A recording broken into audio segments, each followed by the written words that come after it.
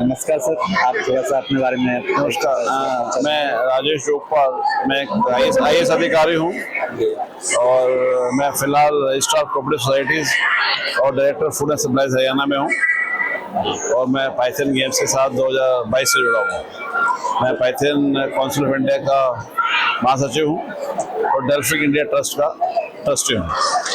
आपने ये Python game अपने यहाँ पे अरेंज कराए, इससे आपको कैसा एक्सपीरियंस मिला?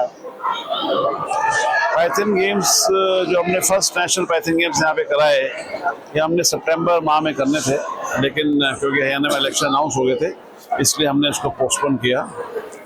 और हालांकि ये टाइम एग्ज़ाम्स का है, फिर भी आप देख सकते हैं काफ़ी संख्या में यहाँ पे पार्टिसिपेंट्स यहाँ पे आए हैं। करीब 5,000 से लगभग 5,000 के आसपास यहाँ पे जो पार्टिसिपेंट्स हैं डिफरेंट कंट्रीज से भी हैं और 18 स्टेट से हैं और 12 कंट्रीज से हैं। आज सुबह एक बहुत बड़ा आर्ट कंपटीशन किया गया, इसमें करीबन 3,000 के करीब बच्चों ने भाग लिया और उसके बाद अब सुबह से यहाँ शायद इवेंट चल रहे हैं। 2-3 हॉल हमारे पास उसमें इवेंट चल रहे हैं और ये वो खेल हैं जो कि लुप्त हो गए हैं और इन खेलों में जो खेलते थे उनको कहीं ना कहीं लगता था कि कोई पिछड़ा हुआ खेल है, क्योंकि इसको ना तो दिखाया जाता था, ना ये कमर्शलाइज है, ना ये टीवी में, ना ये किस में, लेकिन ये खेले जाते थे। तो एक प्लेटफॉर्म जो ये जो खेल खेलते हैं उसको दिया गया है।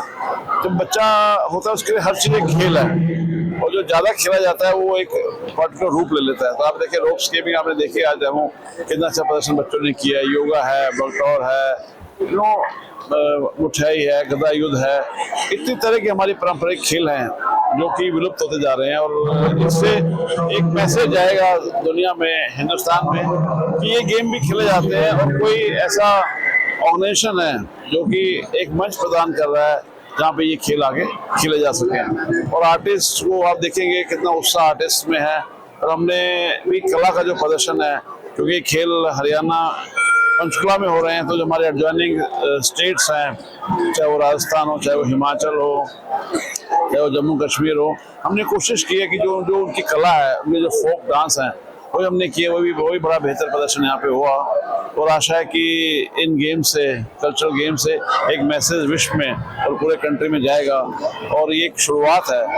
जैसा कि आप जानते हैं करीबन 1630 साल पहले नेशनल कल्चर पाइथन गेम्स हुए थे और ये बहुत ही लंबा अंतराल था, उसके बाद ये शुरू हुए हैं। तो मुझे लगता है कि बहुत से देश इससे सीख लेंगे, इसको इंस्पिरेशन मांगेंगे। और मुझे लगता है निकट भविष्य में आप देखेंगे लगभग 2-3 सालों में कई देशों में इस तरह के जो राष्ट्रीय कल्चरल गेम्स हैं, सांस्कृतिक गेम्स हैं, वो होंगे। आप सर भविष्य में इसको किस तरीके से देखना चाहते हैं? ये एक शुरुआत है। अगर हमने कहीं भी जाना हो तो सबसे पहला जो कदम होता है वो होता है कि आप सही दिशा में हैं कि नहीं, और दूसरा आपने कदम उठाया नहीं उठाया। तो हमें लगता है कि हमने एक कदम उठाया है और सही दिशा में उठाया है, और जो इनका एक स्थान पुराने समय में रहा है, हम कोशिश करेंगे देर सवेर ये उस स्थान को जरूर अचीव करेगा। और जो ओलंपिक गेम्स हैं उसके साथ ये होती थी 5 साल में, 10 साल में, 15 साल में, लेकिन अवश्य करेगा। ये हमें पोटेंशियल जो इसका है ये हमें दिख रहा है और मैं देख पा रहा हूँ। हमारी जनरेशन में शायद ना हो सकता है कि बच्चे इनकी जनरेशन में हो, लेकिन अवश्य होगा।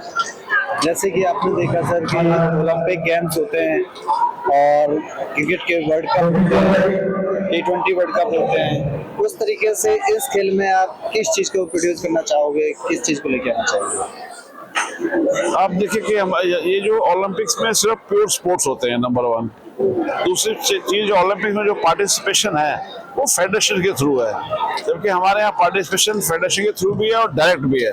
तो हमारे यहाँ डेमोक्रेटाइजेशन है कि कोई भी गेम तो बच्चा फेडरेशन के थ्रू भी आ सकता है और सीधा भी आ सकता है, जो कि ओलंपिक्स में बिल्कुल भी नहीं है।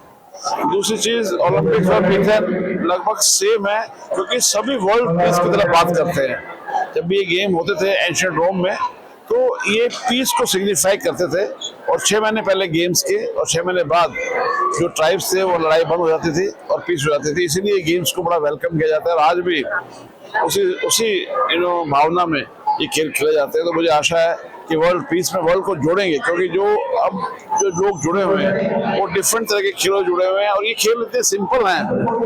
एक केवल रोप से आप खेल खेल सकते हो, कई चीजों में आपको इंस्ट्रूमेंट की जरूरत भी नहीं है, तो बहुत सिंपल ग्रास रूट से जुड़े हुए खेल हैं।